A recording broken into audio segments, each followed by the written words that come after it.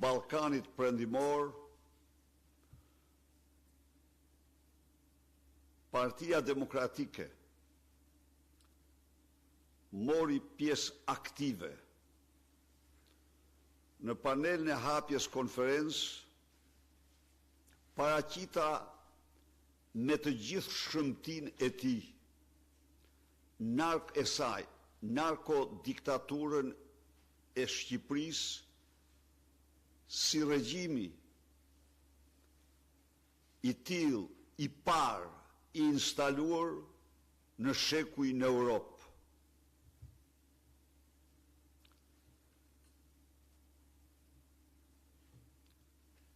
Unë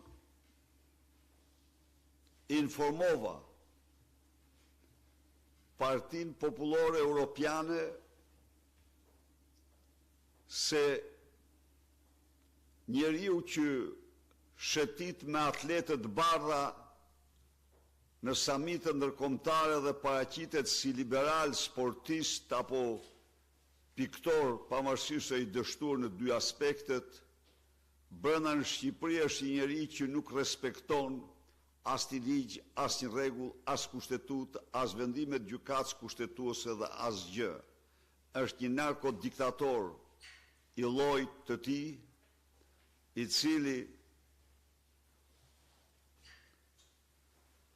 i cili vazhdon dhe aplikon terrorin politik, aplikon shënrim në zgjedhje në fars, pra përbën një rrezik të madh për Shqipërinë, rajonin dhe Europën. Fjala u ndoq me shumë interes natyrisht. Theksoj dhe njëherë se Europa në shekuj ka pa të gjitha llojet e diktaturave përveç narkodiktaturës. Dhe garantoj shqiptarët se kjo përpjekje e rëndësishme që u bë dje ka filluar të ketë një rezonim të vërtet të madh dhe do vazhdoj gjerë në vendosjen para përgjegjësive ligjore të gjitha atyre që shtruan Shqipërinë nga shtet ligjor në narkoshtet. Gjatë qëndrimit në Podgoricë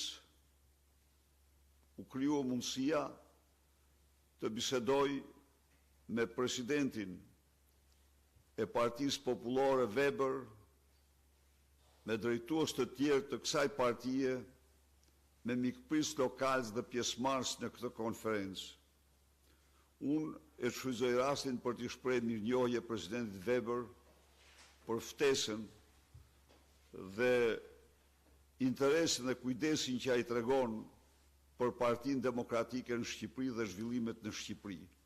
Ju jeni dëshmitar, janë 3 rezoluta ndërkombëtare, 2 nga të cilat janë të votuara, 3 nga të cilat të 3 janë të votuara dhe nga Partia Popullore, edhe CDI, IDU-ja dhe EPP-ja.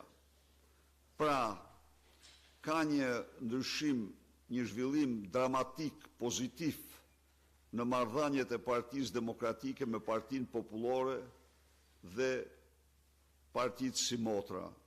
Aty takova dhe pata bisedë shumë përzemërt me zëvendës president e Forca Italia, të cilën Debra Bergamini, të cilën unë e kam patur mikesh të vjetër, e një orë ka qenë asistenti e parë Silvio Berlusconit, pati dhe përfaqësues të partive tjera me të cilë të diskutuam për bashkëpunimin midis forcave tona politike. Pra, mesazhet e Podgoricës janë mesazhe mbështetje të plot për Partinë Demokratike dhe fitoren e saj në zgjedhjet e ardhshme. Nga Podgorica, siç e pat, u ktheva në një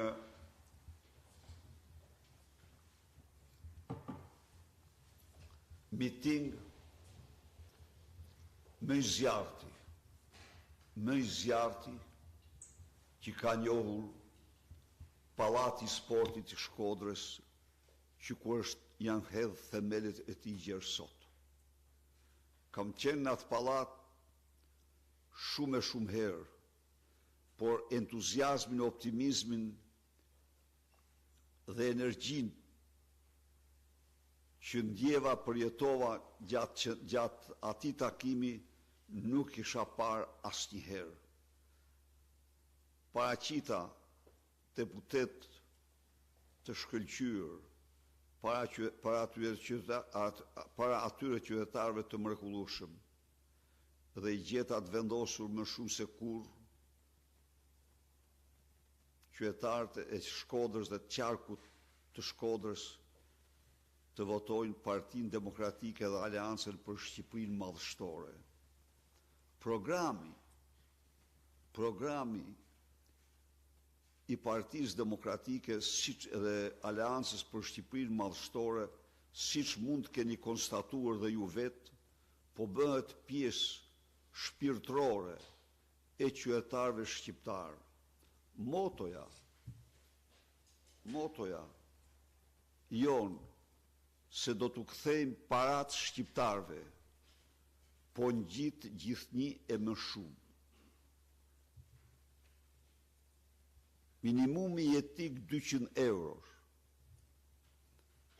rritja e pensioneve me 20%, rritja e rrogës minimale me 20%, rritja e rrogës mesatare në 1.200 euro, karta e konsumatorit për pensionistët dhe rrogultit, kanë patur një impakt shumë pozitiv. Çdo ditë unë marr pyetje nga kategori të ndryshme, njerëz të braktisur, njerëz në nevojë. Një nën më drejtohej, jam me 2 fëmijë, a do përfitoj unë për fëmijët e saj jetim? Do përfitoj 200 euro për fëmijë. Po, fëmijët jetim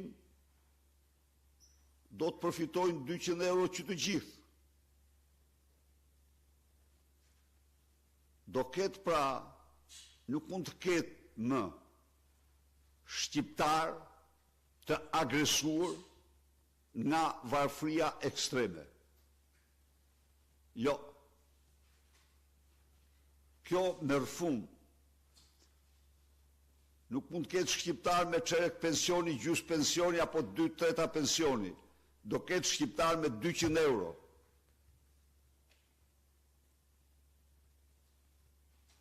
Do marrin me kartë e konsumatorit, do marrin 450 euro sot për sot, se nesër kur thitën shpime do shkojë dhe më shumë. Kompensim për TVSH-n që paguaj. Energjia do zbres në 7 lekë për kilovator. Nafta do zbres në çmimet që ka Kosova.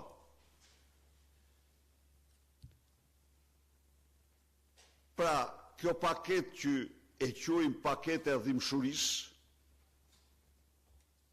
dhe që në fakt nuk është asgjë tjetër vetëm pa kthim i parave tek shqiptarët, se atyre u merren taksat, atyre u merren, dhe ne tani do i kthejmë atyre. Ne nuk do të shpenzojmë 130 milion euro për djegësin që nuk ekziston. Kryeministri nuk do të udhtojë me 21 milion euro në 2 vjet me aeroplan taksi në dispozicion. Jo. Do udhtojë me linja tregtare. Nuk do blien kopshte Edeni 5 milion euro. Një çmenduri e pa imagjinueshme, sigurisht sultani i Surrenit. Jo. Do kthehen në pensione, nuk do shtrohen darka dhe dreka me shishe 33.000 euro. Jo dhe jo asnjëherë.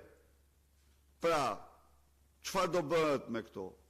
Nuk do ndërtohen rrugë me 10 fishë çmime, po do ndërtohen rrugë edhe 10 herë më lirë apo 8 herë më lirë se sa ndërtohen sot.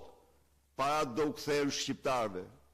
para do hipen rroga, këto para do hipen rroga, do hipen pensione, do hipen bonus, do hipen kompensim i të vëshës dhe me radhë. Dhe vazhdojnë, dhe ky është vetëm fillimi, këto e 100 ditë të para, se ky start nuk ndalet, gjersa shqiptarët të dalin në krye të vendeve të rajonit për rrogat dhe pensionet. Ky është shqetësimi ynë, ky është zotimi ynë. Ndaj dhe ju pata takim aq të zjarrt. Aq të zjarrt në Pallatin e Sportit në Shkodër. Qytetarëve do t'u kthejmë parat